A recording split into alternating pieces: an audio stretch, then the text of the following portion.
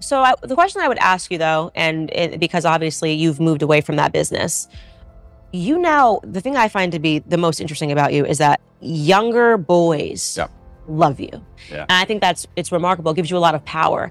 And I think this is perhaps the interest that a lot of people have in you is, what are you going to do with this power, right? You have all of these boys, they believe in you, they stand up for you.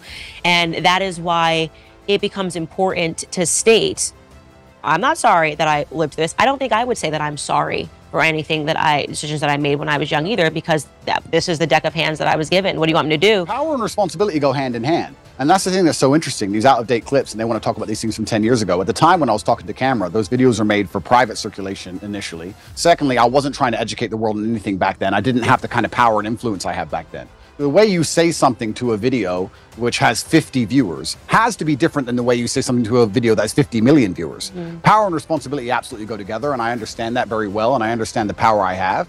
And I do believe I'm now an absolute force for good in the world, and I'm far more careful with how I'll project myself with certain ideas. Absolutely agree, completely. And I do believe that I now have a huge platform, and with young boys, they're exceptionally interested in my case. I do believe to a degree that the harder I'm attacked, the more credibility is given to me in the eyes of my fans. And I do try and lead everyone down a good path and say extremely positive things. And I don't think anybody is finding any clips from the last 5 to 6 years which have anything negative in them. Right. I think you've changed. That's why I said over the last 5 years, I think there's been a seismic shift.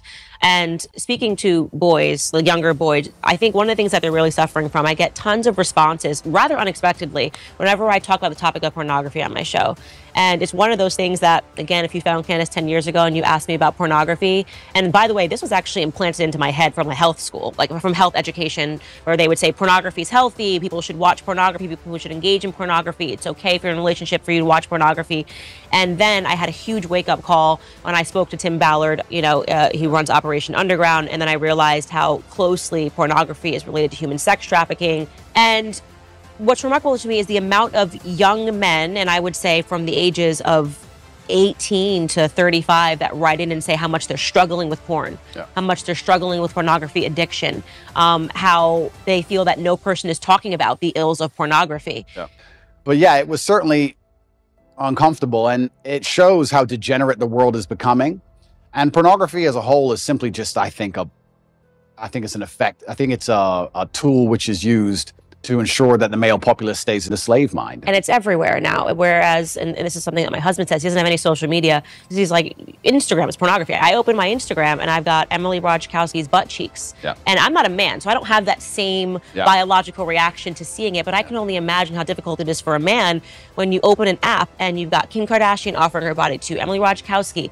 Even if you're walking down the street, I've realized even how desensitized I've become to pornography, because you see an ad for Gucci and for whatever reason, she's got to be completely naked while she's holding the bag. I remember in my lifetime, there were music videos that got censored or banned or can only be played after 10 or 11 at night. And if you watch them now, you'd be like, what? For what? What is that? A bikini? Like, it's nothing. It's amazing how quickly it has degenerated. And yeah, absolutely. And we're all degenerating with it. Well, like I've realized the fact that I don't have a reaction to seeing the half-naked woman holding a Gucci bag means that I have been desensitized to pornography. And I can only imagine what that does to men. Oh, completely. And but this is what the powers that be want. They want to make sure that the male populace is as docile as possible. And they do that with a large array of weapons. And they do that with a web of tools. And I believe that I'm the counter to that, which is the reason I ended up attacked in the first place. But unfortunately, when you buy into the slave mind programming, you do not become the kind of man who can easily attract a woman, because you're not attractive to females as a whole. So how do you satisfy yourself? You end up sitting there staring at a screen, and they convince you that's a good life to live as a man, and that's perfectly fine and perfectly normal. And you don't even get to genetically reproduce. It's certainly difficult that pornography is everywhere and men are struggling with it. But to me, what's even more upsetting is that these men don't have enough fortitude and enough mental strength to wake up and say, I'm better than that. When you attack a man's mental fortitude on one issue, you attack it on all issues. This is why it's done purposefully. To resist a slave mind, you need to be able to resist in the first place. How can you resist a slave mind if you have no physicality, you have no willpower, no ability to mentally resist anything? Well, then what you're going to end up doing, you're going to end up eating the bugs and watching the porn and sitting in front of your computer. And that's what they want from the people. So I think that it's actually all very interconnected. People come at me with the porn problem, and I get the same thing. Guys say to me all the time, hey, what are you going to do? What should I do? I struggle with pornography. And I say, that's because you have nothing else in your life in order. If you were in good physical condition and you had the money you were supposed to have and you had the mentality you were supposed to have, you wouldn't need it. So the reason you're so addicted to porn is because everything else in your life is a failure. And yeah, it's certainly a complicated issue. It's a difficult one. And this is why they fear male agency so much, because when men truly wake up and decide to be the best versions of themselves, they're hard to control because all these control mechanisms fall by the wayside. They don't want the porn anymore. They don't want the antidepressants anymore. They don't want the garbage anymore. And now you have a whole bunch of men who actually want truth and honor and respect, and they want to live for something. And then what are they going to live for? They're going to want to be brave. They're going to want to do the right thing, regardless of how dangerous it may be for their own personal circumstance. And that sounds like a difficult population to enslave. I mean, that's what's scary. How do I reconcile with the fact that I used to produce pornography or degree pornographic content? Now men are writing to you, like, how do I? And now men are trying to escape it. Yeah. That's a really good question. There's a few different ways I can answer that question. I think the first way I'll answer it is, if you own a liquor store and an alcoholic comes in and you refuse to sell him alcohol, does he stop being an alcoholic?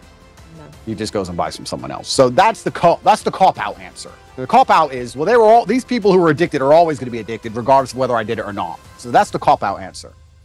But the second answer I can give, which I think is more detailed and probably more nuanced, is one, I intimately understand the relationship between men and these websites. I've had and seen men give away their life savings to girls they've never met. I've watched and I've seen it. And I actually think a lot of the insights I give, a lot of the things I tell the world about the male mental health crisis, about men being so constantly lonely, about how important it is to build yourself into a high-value man, about how money alone is not enough. I explain all these things. A lot of these are lessons from the webcam days. I saw dudes who had a whole bunch of money, no other attributes, and they ended up on these websites spending hundreds of thousands of dollars because they didn't have anything else. So I think I learned a lot of important life lessons, and I do my best to try and pass them on to people. But I guess also, and this is the final answer I want to give about this whole subject, is that I do think I can take the question you're asking and reverse engineer it and use it against the people who are trying to attack me for it.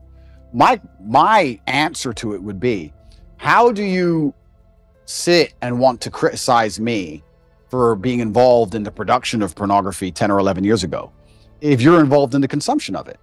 Because you're creating a market for it.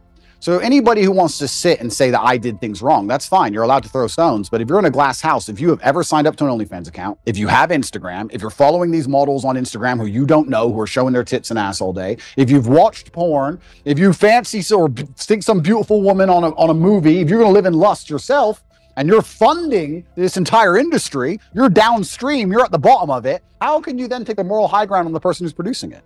That doesn't make sense to me. So if you've totally abstained from pornography your entire life and you've never looked at it ever, and you've never been involved with it ever, and you're a perfect person and you want to come along and say what I did was wrong, that's fine. But I don't think most people who are complaining can even say that. I don't think they can.